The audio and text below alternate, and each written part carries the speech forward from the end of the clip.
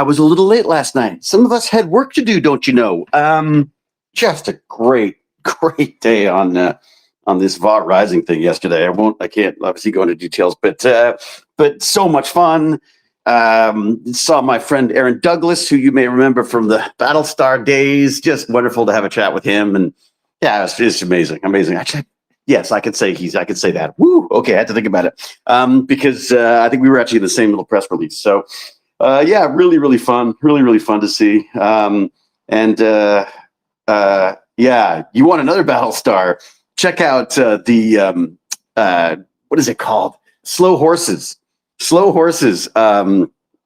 Yeah. Oh my God. What's his name? I forgot his name now. But wonderful guy from Battlestar who's doing just the most amazing job on that. I'm just making myself a pot of tea because I'm in that weird twilight zone of that weird zone between working and not working and trying to get things done and getting up weird hours. Okay, so we got to do this right. First of all, you put the little hot water in there first. Chains away. So I've got lots of dishes in the sink. Look at that. Here we go. Then you put the tea bags in. Then you put the water in. And then I have a giant mug of tea because, damn it, I need it. So this is a Burn&Learn. This is my bid to stay alive and fit long enough to raise. No, I've already raised him, I guess, kind of. I guess to enjoy time with my grown-up son and my absolutely brilliant, fabulous, wonderful, gorgeous wife, Jane. Neither of whom are here right now. It's just me and the freaking dog. Where did you go, dog? Did you come in or did you? Oh, you have come in. Okay, great. Can I close the door then? So yeah, just me and the dog. Done my 30 minutes. I've done my 6.6 kilometer row and feeling good about that and making myself a cup of tea. So what did I learn in my Burn&Learn today? Well, it's funny you should ask that. I listened to one of these In Our Time sessions on extremophiles. And the reason I did that was because I found this really cool article recently in one of the science magazines. I think it was actually, Nature magazine that did it. I got to get subscriptions to these because I think it's actually James Gurney said you could find everything online. But I never seem to be able, it never seems to have the one paper that I'm looking for that's quoted in these stories. But I read this Nature article and then found the paper, had read the abstract, and then had Perplexity do some summarizing of it and explaining some of the stuff because it's just so complicated. The idea of this sort of extremophile amoeba that they found. So a eukaryote cell, if I've got this right. So amoeba has nucleus, so it has the eukaryote cell, but living in environments that we would not normally have thought that it was possible to live in. So what's really nice about that is it's just expanded these potential places where life may have formed. And the idea that this remarkable little hot beast can survive in temperatures up to is it 60 degrees Celsius, something like that? I can't remember what it was now, but anyways, it's well above, maybe it's higher than that, certainly well above what we thought were the limits of these things. So just sort of a fascinating discussion. Then I saw this little extremophile video that they'd done from ages ago. What am I going to use as a cup?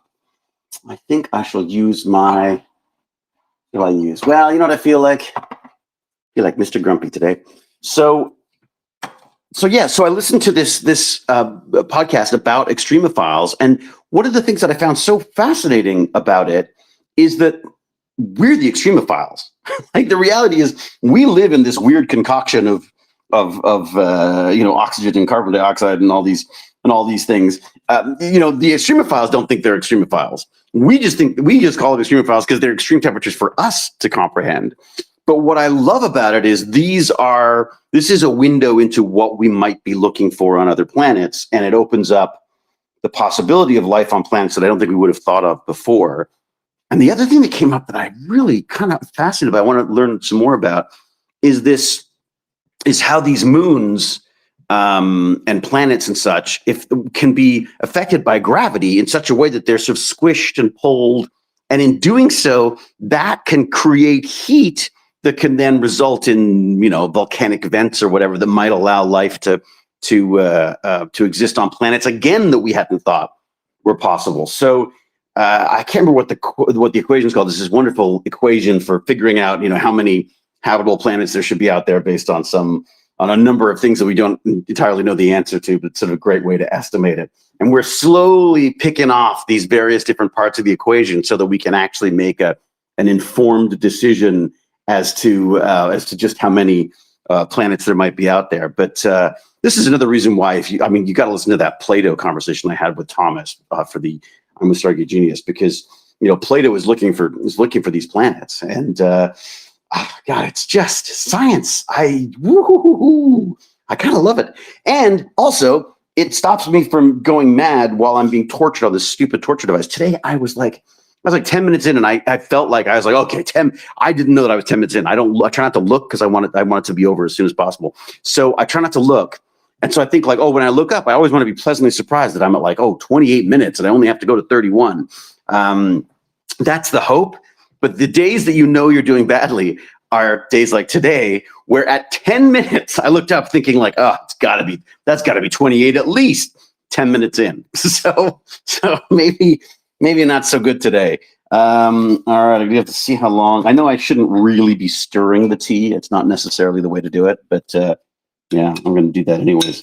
This place, Jane would be so embarrassed that I was showing you this, because this place it looks like a freaking bachelor home right now. Between me and the twins, we're just having fun. It's watching movies. I started watching this amazing series. My friend Raphael from this Bot Rising, just fabulous guy. He's the guy I've been telling you about with this Inside the Art House podcast that he does, which you've all got to listen to because it's wonderful. He and just a freaking brilliant actor. Oh my God. Just amazing. Love the guy. Anyways, he said, hey, you should check out the show, not just because I'm in it, but you should check it out. I think you'd like it because, you're a dark and twisted soul like him. I started watching The Beast Within, or The Beast Inside, or something like that. Oh my God. Claire Danes. It is so creepy good. Like I'm completely smitten with it. It's just, God, she's good. She's so good. And so, she's such an attractive woman, and she's so wildly unattractive in this show. I've just absolutely loved it. Seems I may not need more caffeine, but I'm going to go with it anyways. Maybe I should just bring this cup of tea up. How are we going to do this? I'm going to bring it up. I guess we could just sit down here, can't we? I suppose I could just do that. And then I come back, get tea whenever I want. I don't want to talk for too crazy long, because I would like to chat with our friend Lance Carr, if I can, later today. Not much later, I'm hoping. Let me have a seat here. I'm going to put you down here. God, it's getting so freaking dark. I should get some light. All right, here I am. Here we go. Look at that. There you go. Some nice lighting. I can see what's going on now. I should look at the chat. Troll 2 movie is out on Netflix. I quite like Troll 1. It was so silly, but I quite liked it.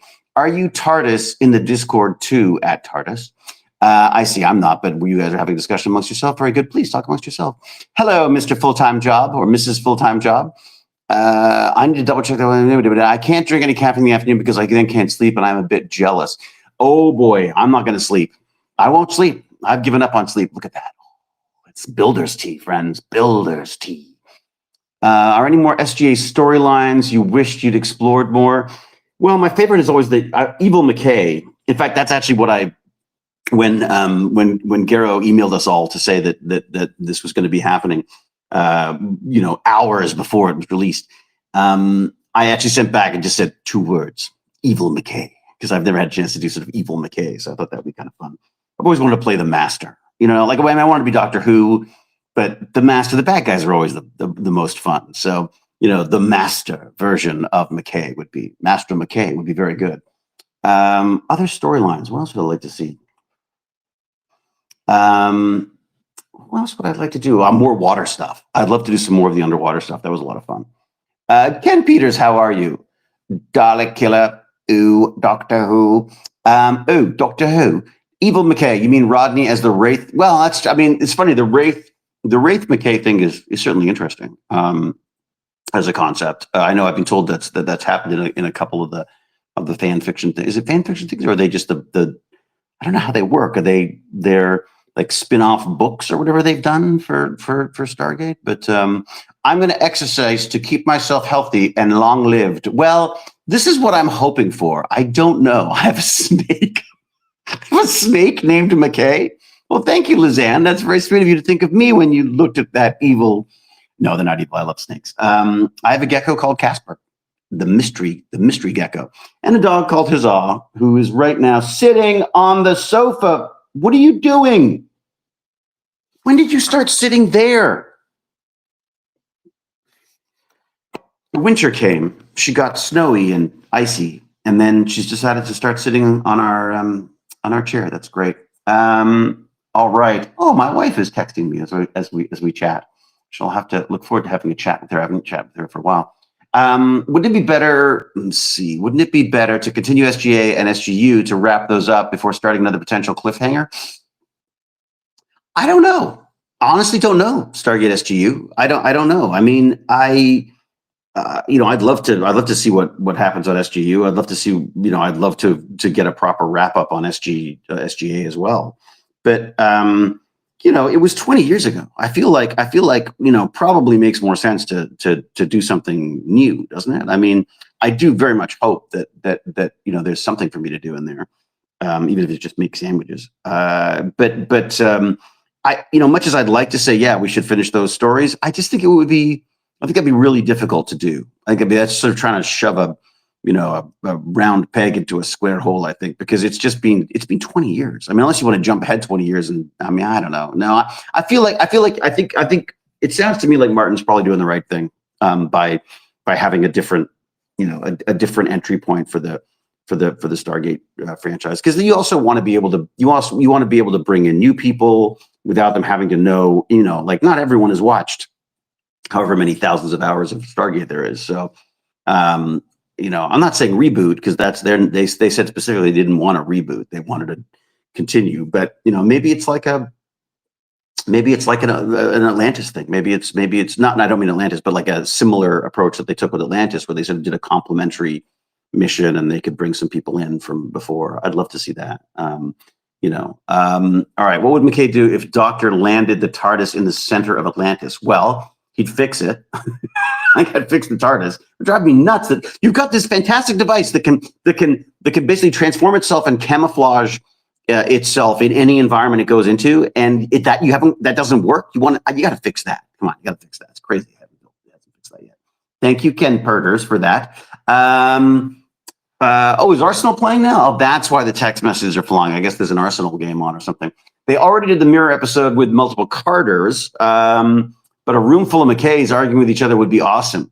It's funny. One of the first Chat GPT things I think I did was like everyone does. But I had it write a little synopsis for a script about an evil McKay based on the Stargate episodes that it had, and it was really funny. It's terrible, but it basically just had McKay and McKay on different planets, standing by different Stargates, arguing about some different scientific, factor, with the odd, insult in there as well. But what do we got? Oh my God, the chat is gone. It's amazing. I can't get over the fact that 20 years after the fact, you are happy to listen to me pontificating about the science podcast I've been listening to for my Burn&Learn, and me complaining about exercise. But thank you. I appreciate it very much.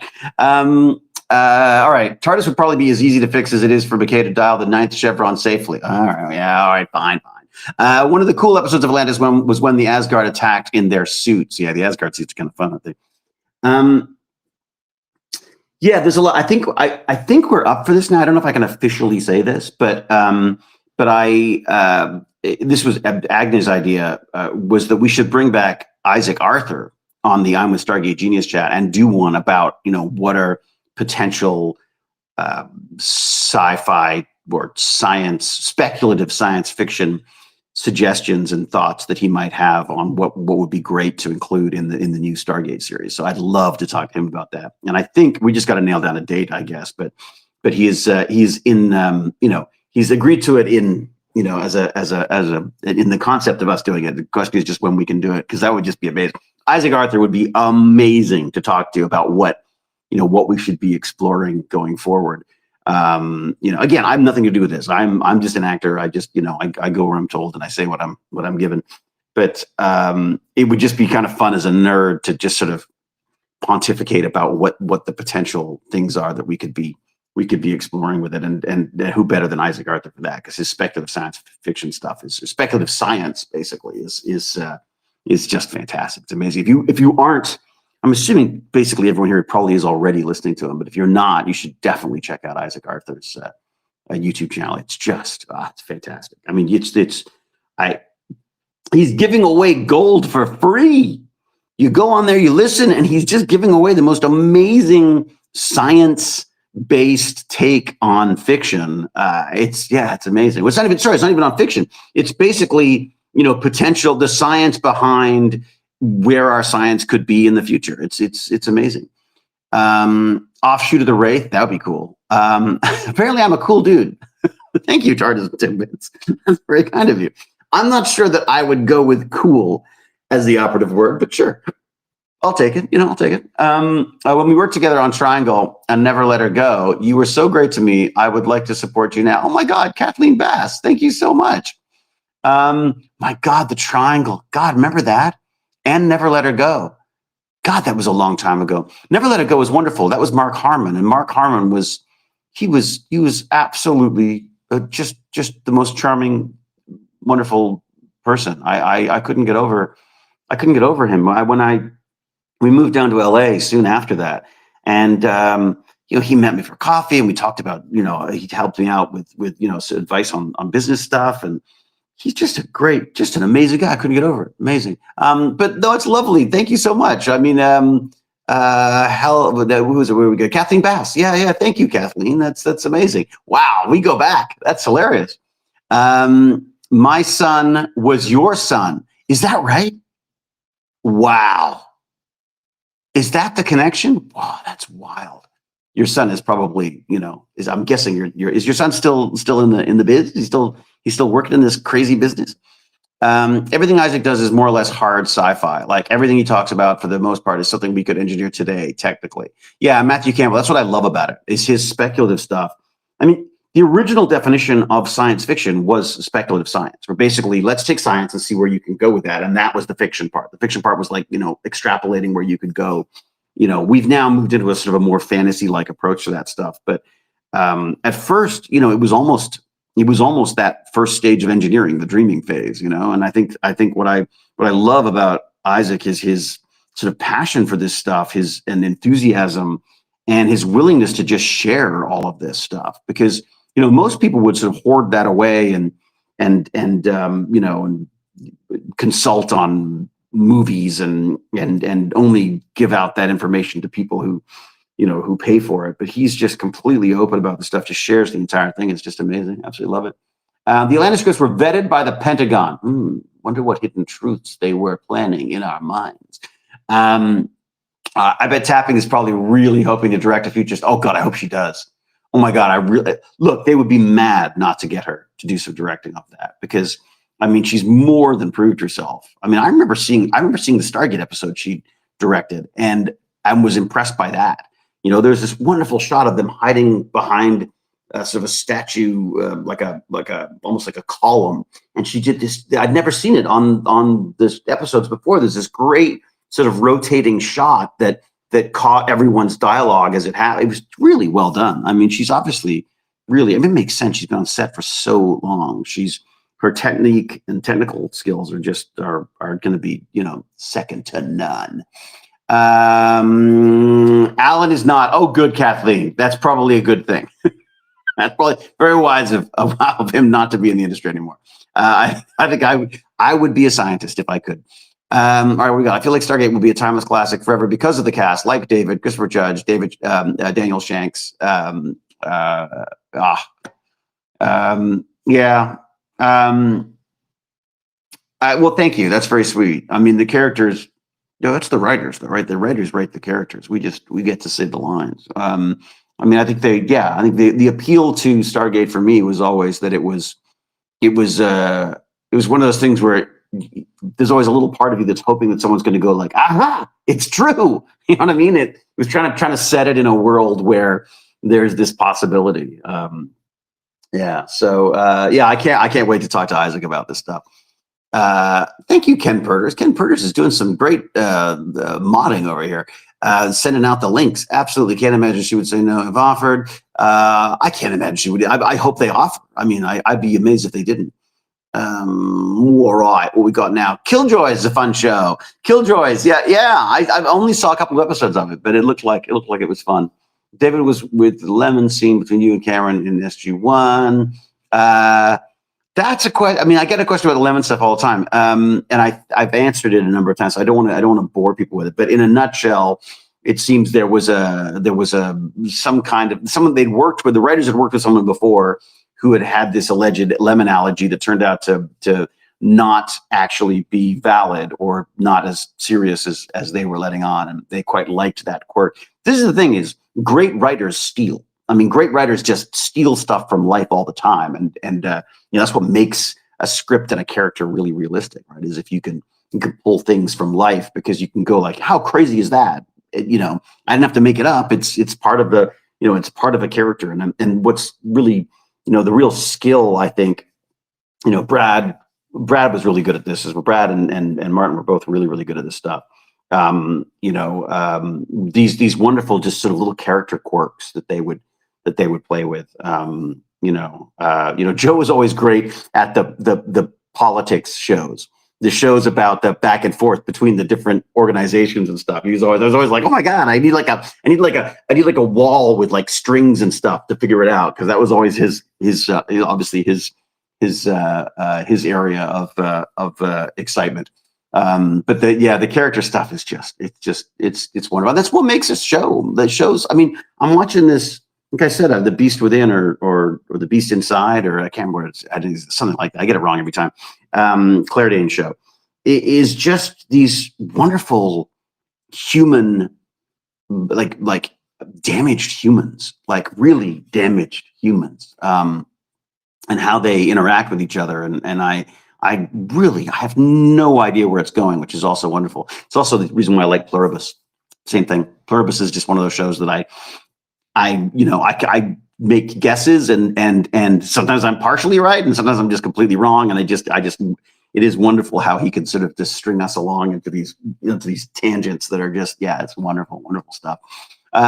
David, met at LFCC years ago. Still got your autograph. Well, good, Philip. What do you do? Throw it out? It's right next to Amanda Tappings. All the best from the UK. So just put it just above Amanda Tappings, I think, is the best placement for that kind of stuff.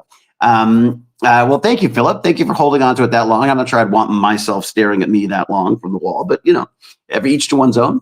Mark Harmon was in Goliath Awakes about a sunken ship that was torpedoed during World War II, and Harmon was a diver that found survivors. Christopher Lee was in that too. Really? Was it good, Goliath Awakes? Should I see that? I mean, I feel like I would. God, yeah, just a lovely, lovely guy. Daniel Shanks. There you go. Daniel Shanks. Exactly. It's not actually.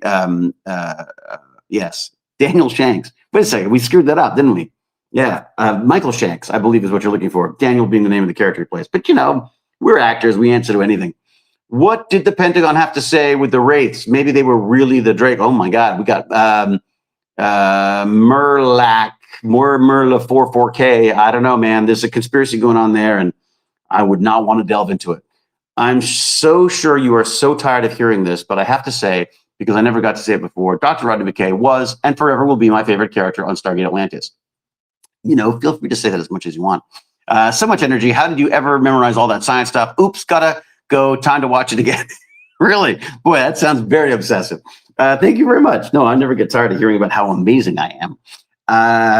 Again, like I say, the writers did a great job with the writing of the scripts and the characters, and I think I tried to sort of use as much of myself as I can in every role I play because obviously that makes it more realistic. And so, yeah, I just sort of went with that, and they gave me fun lines. And then sort of as you go along, you become sort of an expert in your own character. And if you're lucky, the writers will write stuff specifically to your own, to your strengths. And I think that's definitely what they did on Atlantis for me. It was wonderful. I mean, just like a dream role, I've got to say.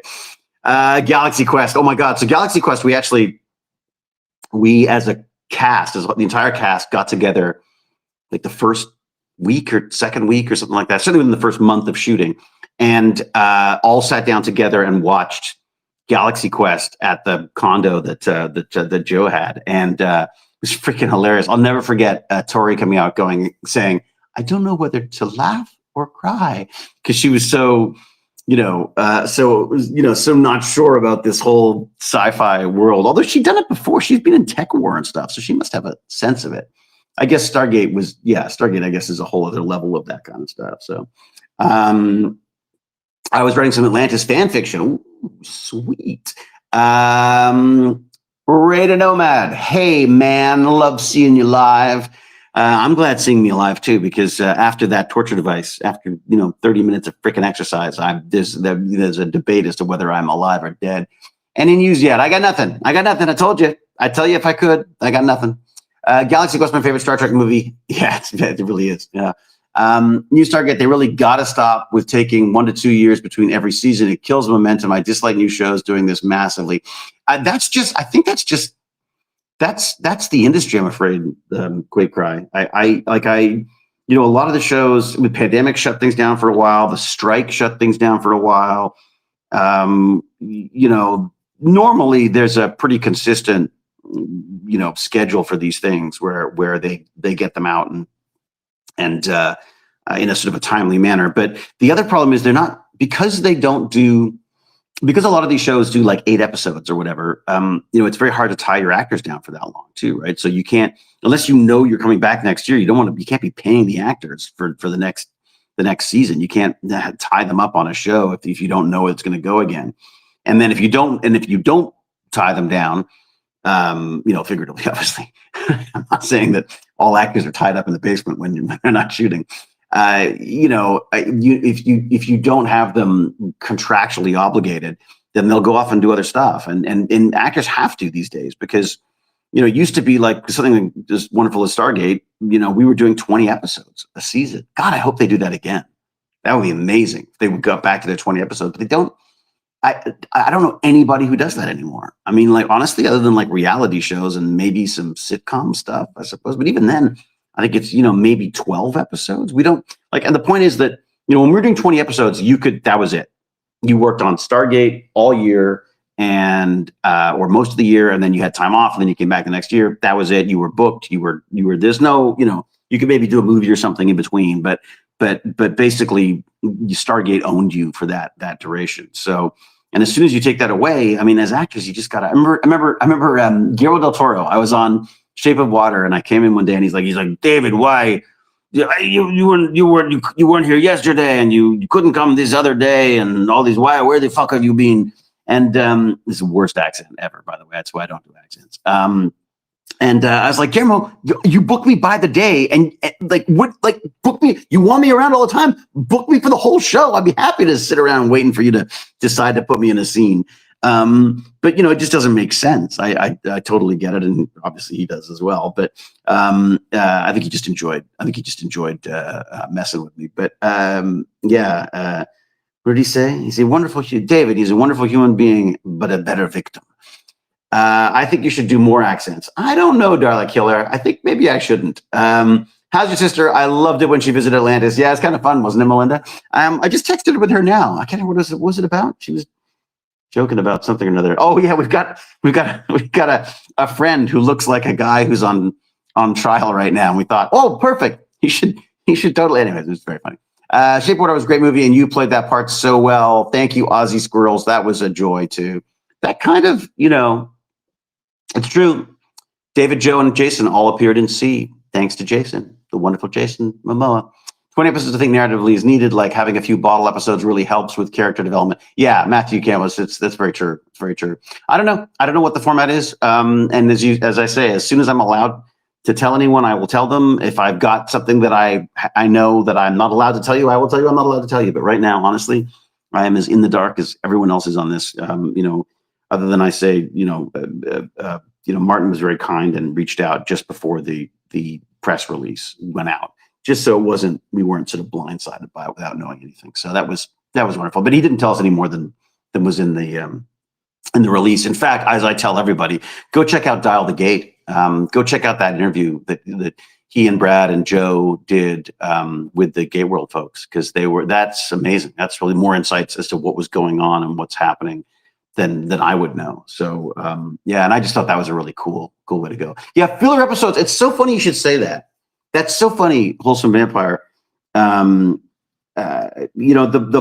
bottle shows that you were talking about before.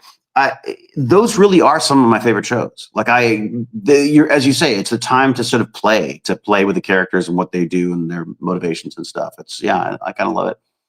Tell us, Rodney, about leadership. Oh, lemons! Look at that! What a surprise, Joe Curion. I know nothing about that, but I wish you luck. Oh, what's Tammy up to? What's she doing? Let's see what Tammy is doing. I'm looking. I'm scrolling. Oh my God! How much for? You should play Dispatch. Oh, that's the one that is that the one that Baz was saying I should play? It's the new way of telling stories or something. How hard do you think it would be to get back into Meredith character again? Jason. I don't think it would be very hard. I think he would be older and perhaps a little slower, but I don't think McKay is too far away from me. I feel like he's in a lab up here somewhere messing things up. No, I don't think it should be too bad. Do you get to do any improv during Atlantis? No, not really, Ray Noma. They were pretty big on sticking to the scripts. There were things you could, there were little things sometimes that if just they tripped off the tongue better the way I would say it than McKay would say it on something, then I suppose they'd let us get away with that. But for the most part, no. Also, what are you going to do? Start like ad-libbing about space tech and stuff? Sci-fi, you kind of don't want to screw them up with that. So,